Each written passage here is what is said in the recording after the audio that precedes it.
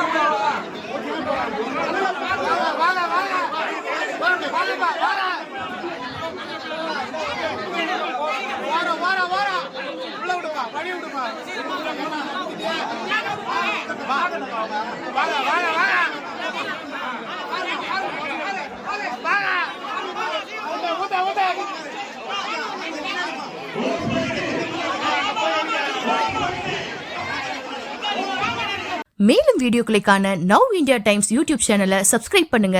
பக்கத்துல இருக்க பெல் பட்டனை மறக்காம கிளிக் பண்ணுங்க.